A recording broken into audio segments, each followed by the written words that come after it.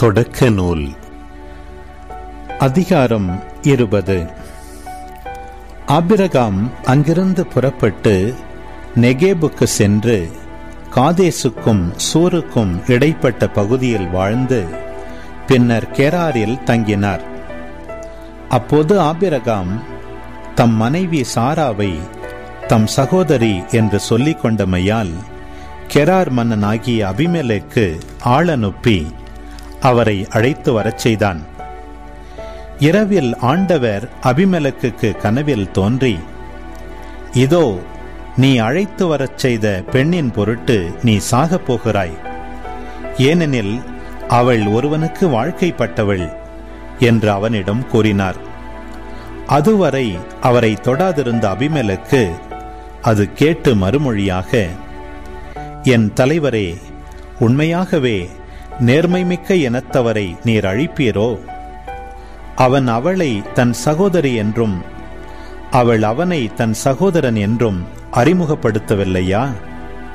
நான் நேரிய இதயத்தோடும் தூய கைகளோடும் இதை செய்தேன் என்றான். கடவுள் கனவில் தோன்றி அவனை நோக்கி, நீ நேரிய இதயத்தோடு அப்படி செய்தாய் என்று அறிவேன். அதனால்தான் எனக்கு எதிராக பாவம் செய்யாத உன்னை காப்பாற்றி அவளை தொடவிடவில்லை. உடனே அந்த பெண்ணை அவளின் கணவனிடம் அனுப்பிவிடு, ஏனெனில் அவன் ஓர் இறைவாக்கினன். அவன் உனக்காக மன்றாடினால் நீ பிழைப்பாய். அவளை நீ அனுப்பாவிடில் நீயும் உன்னை சேர்ந்த யாவரும் செத்து மடிவீர்கள் என்பது உறுதி என்றார்.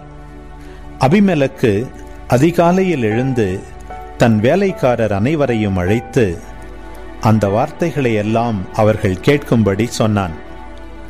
அதை கேட்டு அவர்கள் மிகவும் அச்சமுற்றனர். பின் அபிமெலேக்கு ஆபிரகாமை வரவழைத்து, நீர் எங்களுக்கு என்ன காரியம் செய்து விட்டீர்? எனக்கும் என் நாட்டுக்கும் இப்பெரும் பழி நேரும்படி நான் உமக்கு என்ன தீங்கு செய்தேன்? செய்திருக்க கூடாதவற்றை நீர் எனக்கு செய்துவிட்டீரே. நீர் எக்காரணத்தை கொண்டு இக்காரியம் செய்தீர் என்று அவரிடம் வினவினான்.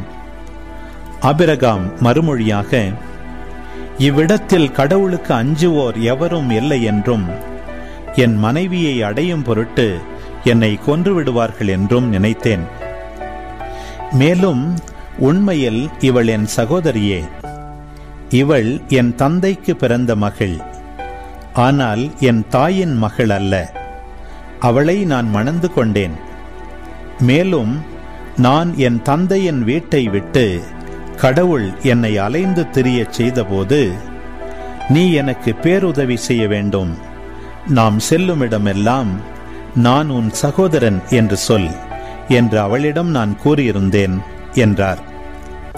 அப்பொழுது அபிமெலேக்கு ஆடு மாடுகளையும் வேலைக்காரிகளையும் ஆபிரகாமுக்கு கொடுத்ததுமன்றி அவர் மனைவி சாராவையும் அவரிடம் ஒப்படைத்தான். மேலும் அபிமெலேக்கு, இதோ உமக்கு முன்பாக எனது நாடு இருக்கிறது. உமக்கு எங்கு விருப்பமோ அங்கு நீர் வாழலாம் என்றான். மேலும் சாராவை நோக்கி, இதோ உன் சகோதரருக்கு 1000 வெள்ளிக்காசு கொடுத்துள்ளேன்.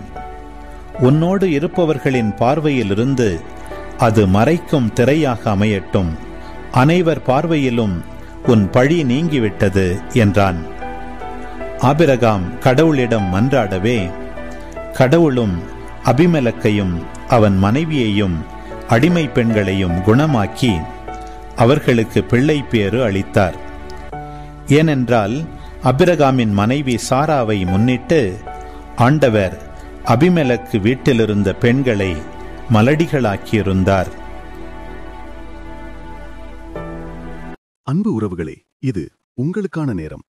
இக்காணொளியில் ஒளி வடிவில் தொடக்க நூல் 20ஆம் அதிகாரத்தை முழுமையாக பார்த்தும் கேட்டும் ஜெபித்தும் இருப்பீர்கள். இன்றைய இறைவார்த்தையின் அடிப்படையிலான கேள்வி: ஆபிரகாம் கடவுளிடம் மன்றாடவே கடவுளும் அபிமெலேக்கையும் அவன் மனைவியையும் அடிமை பெண்களையும் குணமாக்கி அவர்களுக்கு என்ன அளித்தார்? பதில்களை கமெண்ட்ஸில் பதிவு செய்யவும். இது போன்ற வீடியோக்களை தொடர்ந்து காண இந்த வலைதளத்தை சப்ஸ்கிரைப் செய்யவும். மேலும் லைக் கொடுத்து எங்களை ஊக்கப்படுத்தவும். இப்பதிவுகளை மற்றவரோடு பகிர்ந்து ஷேர் செய்து நாளும் திருவிவிலியத்தின் ஒரு அதிகாரத்தை வாசிக்கவும், கேட்கவும், பார்க்கவும் நீங்கள் உதவிடலாம். மீண்டும் அடுத்த காணொளியில் சந்திப்போம். இந்த நாள் இனிய நாளாய் அமையட்டும். இறைவன் உங்களை ஆசீர்வதிக்கட்டும்.